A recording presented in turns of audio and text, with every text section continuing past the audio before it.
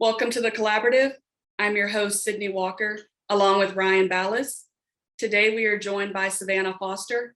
She currently serves as the Vice President of Client Relations at Athletes First, where she leads a team of 9 who work to fulfill all off-field obligations for the agency's robust NFL client roster. She's also a certified NFLPA contract advisor.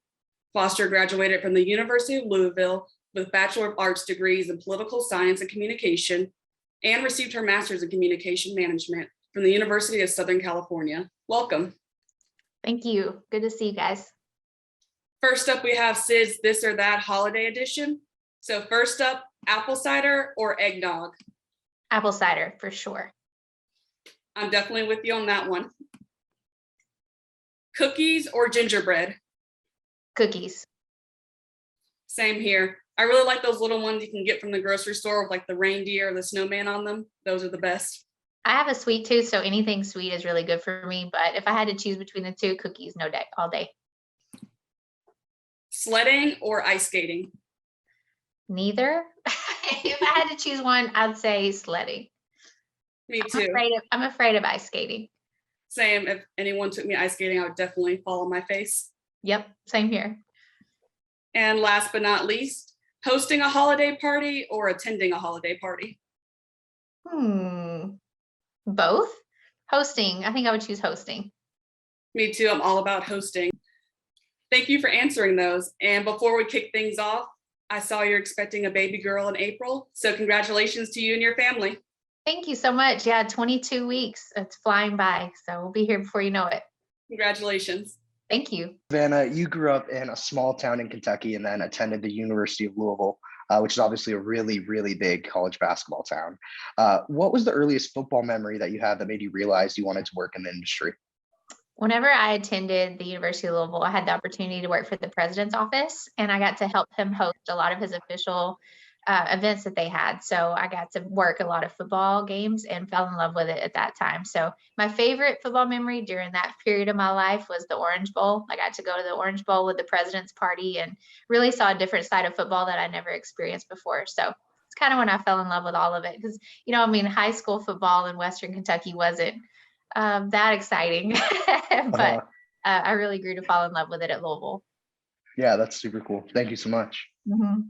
I read that when you first started your career, you considered yourself the Elle Woods of football. You packed up your car and drove across the country to pursue your dreams, despite not knowing anyone.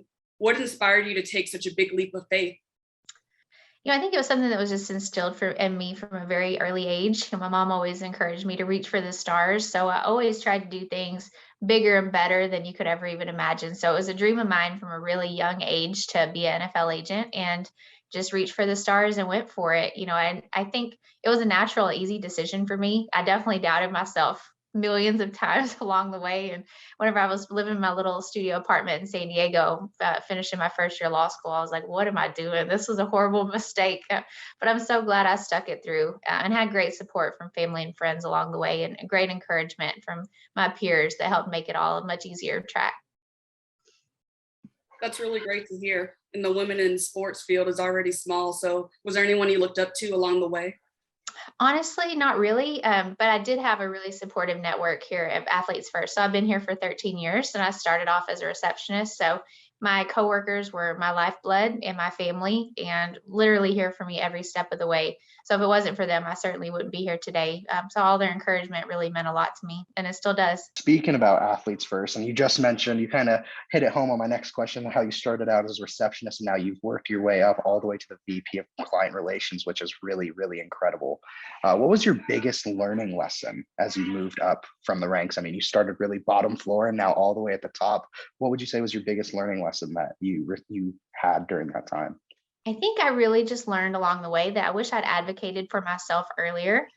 Instead of kind of sitting back and taking things as they come. I wish I'd voiced my opinion and had more faith and confidence in myself from an earlier age. I think I would have gotten here a little bit more quickly, but everything happens for a reason. So I'm so thankful for all the experiences because, even answering those phone calls as a receptionist from, my beginning time here, it taught me so much about the business, even introducing me to, different GMs and managers who would call the landline back in the day. It seems like forever ago, but I learned a lot from all the experiences. So I definitely wouldn't change it for anything. It all helped make me who I am today.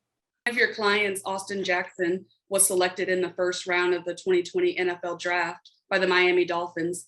Can you walk us through the recruitment process and what you look for in the young men you want to represent? Yeah, for sure. So I was thankful with Austin. He's a wonderful person and an incredible human. If you don't know him, look him up. He's a really, really good guy and a great football player to boot, of course. But I was thankful for that whole process because Joe Panos is one of our partners here at Athletes First, been an agent for a very long time and was a player for a very long time as well. So he knows football inside and out, all the X's and O's, things that I would have to definitely take notes from in the football department. He's very savvy. And he called me in on the process to recruit Austin along with him and then the other partner, Brian Murphy, here at our office. So he called me in and thought I could be a good fit and would really relate to Austin and his mom. So I went to Phoenix to meet them for the first time and then had a meeting here in Orange County with his dad and Austin a little bit later down the line. And we just really hit it off. So for him, I think he's a very special person because, again, I mentioned he's a great football player, but he's also very philanthropic. He has a heart of gold. He's looking for ways to give back to his community and help others. So thinking about recruiting, we try to look at a whole full picture of a person. Just being a great football player doesn't mean you're going to have a long and lengthy career by any means. So having kind of a full picture of it early on, the best we can anyways, really is helpful in the recruiting process. Thank you for sharing a little intel into that. Mm-hmm. Between being an agent and with client relations, what is the most rewarding part of your job, would you say? Definitely seeing players grow from young, fresh out of college to, well-established family men who are giving back to their communities in a really big way. I always talk about like Kyle Rudolph. I've been working with him since he was a rookie. Fantastic person, known him, the entire career of his. But, he was really young whenever he started here training with us, Athletes First. And then now he has his own wing of his hospital at the Children's Minnesota Hospital or the University of Minnesota Children's Hospital. He and his wife have their own wing there. They do this really big Christmas party every year where they have a private jet and take the kids to the North Pole. It's a really cute thing. And he's constantly just raising the bar on how to be a better person in the community and encourage others to give back. They're always doing really big things. So for me, seeing him grow from a 21-year-old college athlete to who he is today, it means the world. And even thinking I have like a very, very small part in that, it makes it all really worthwhile. So that's definitely far and away my favorite part. And just getting to be a very small part of these players' lives, and getting to know their families on a different level. It's really important to me and I take it very seriously. Yeah, thank you so much for that. I would definitely agree. It's really something special to see someone grow into the person they can be, and even sometimes even more than that. It's really special. Yeah, I think the agency, I have to look at it. I think we have 11 Walter Payton Man of the Year honorees That's this year. incredible. Wow. So it was really, really special. Like I work really closely with Tyler Lockett and Anthony Barr and these guys and Kevin Byard. These guys give so much to their communities, and it's a really cool process to see them, figure out what causes are important to them and then work to firm that up in different ways. So oftentimes it's noted that it's hard to maintain a work-life balance as an agent because you're with your clients day in and day out. When did you realize you could work hard, but also take a step back and start a family?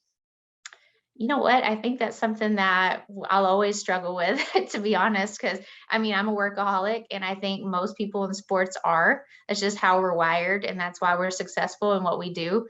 And it's a 24/7 job. If players need things at 2, 3, 4 in the morning, we need to be available. Not saying that you can't sleep ever, but it's definitely something you have to prepare yourself for before entering the industry. So for me, I think it was something like I'm not getting any younger. I'd love to see what else this life has to offer. So I was thankful, to meet my incredible husband, who's so incredibly supportive.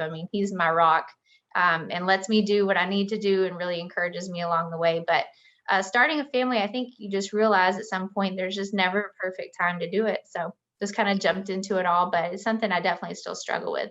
The work-life balance is always an issue. But we get through it. Everybody's in the same boat. We all commiserate. Everybody here at the agency, especially, we all go through the same things. Yeah, one of the things I thought of with that question, Nicole Lynn mentioned a while ago, if I get sick or if I need to go somewhere, it's not like someone can just step in. It's just me. So I appreciate you sharing some of that insight as well. Yeah, absolutely. I think the other part too is, it transcends just a typical work relationship with most of these clients. They're, again, I mentioned it earlier, but it's very true. They're part of our family. So, I always tell this story, and he'd probably kill me for telling it so many times, but I was literally giving birth to my daughter in the hospital. And I was FaceTiming with her, with James and his girlfriend at the time. And everybody always asked, like, what was so important that couldn't wait, till after you delivered your baby? But it wasn't anything important at all. We were just catching up, and he was sharing a special moment in my life with me. So I think that's something that people don't really understand in working with sports too. It's not just a 9 to 5 and you clock out. These people are a really big part of our lives, and hopefully the feeling's mutual. I definitely agree with having clients become a big part of your life. And it's a kind of a relationship that you don't find anywhere else. Is there any relationship in particular that you really, really value with one of your clients, or perhaps a really big project that you worked on with them, like you were speaking of, giving back to the community? Is there anything? I know you mentioned Kyle Rudolph. Is there any other really big projects like that you've really seen come to fruition that you've really enjoyed? Oh my goodness. I mean, I'll get in trouble for naming anything specific, because there are so many different clients that have meant so much to me, and so many cool things I've been a part of throughout the years. But I always go back to my time working with Von Miller whenever he was Super Bowl MVP. I got to experience some incredibly life-changing events. Like so he, obviously he was named MVP in February, and from February to August, I was pretty much living with him on the road, doing whatever he did. So he did Dancing with the Stars, Good Morning America, the Today Show. He did Saturday Night Live. Being a part of all of that with him, I mean, it changed my entire life and changed my perspective and grew my network. And I'm forever indebted to him for allowing me to be a part of that journey. And it made us incredibly close. I feel like we kind of grew up together in a sense through that whole process. But I learned a lot, and I'll never be able to replicate that whole process for me, and everything that we endured that year. It was incredible. Thank you for sharing that. I think that's really, really cool.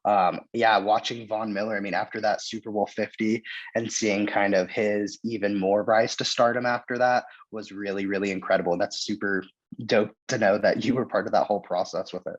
Yeah, no, it was, and we had a blast. I mean, I think he would tell you to this Oh, day, I like, bet. we did everything you could possibly do in that period of time. That's what he wanted to do. He's like, I know this window's short. I want to experience everything I can. Of course, he has an incredible personality. He's one of the best people I've ever met. So you can never go wrong with all the things that he wanted to do. But yeah, it was a great journey for me also, just to be along for the ride. Lastly, what is your hope for not only women in sports, but the industry as a whole in the upcoming years? I think we've made really great strides. There are so many powerful women in sports today, breaking barriers all day, every day, in all aspects of sports in general. So I think just continuing on that path and trying to be a sounding board for other women is really important as well. And hopefully, that's why I try to make myself as available as possible to answer questions and be here kind of for that next generation who's looking to build their careers, because it's important and it's something that is kind of a newer concept. So I think we're on the right track. Definitely, and you're certainly paving the way. So thank you as well.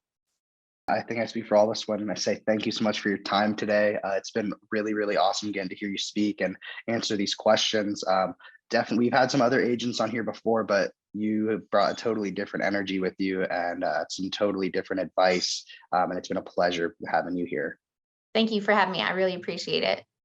Yeah, thank you so much, Savannah. It was really a pleasure having you on. Really appreciate you taking the time. Really enjoyed your insights and stories. So really thank you. Yeah, for sure. Happy holidays, everyone. Thank you. Have a good one.